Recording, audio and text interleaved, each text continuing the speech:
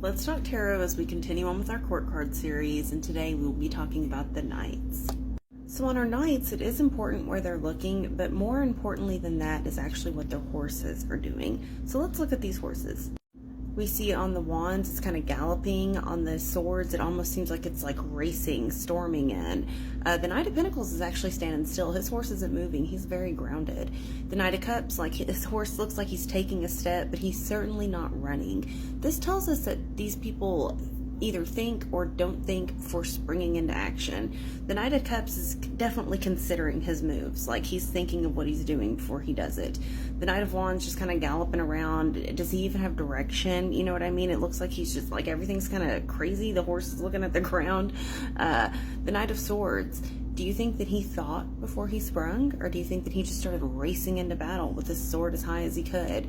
A lot of that tells us how these people operate, and it also tells us how quickly this is going to happen. So the knights are going to represent some of the more extreme and some of the more immature attributes of the suit, because they are the teenagers of their suit. So with the Knight of Cups, we want to think of like a teenager in love.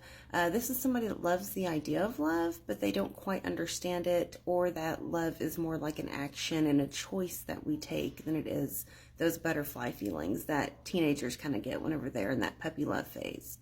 Now, all that being said, he is being very careful with that cup. He's being careful with love. He's carrying it with grace.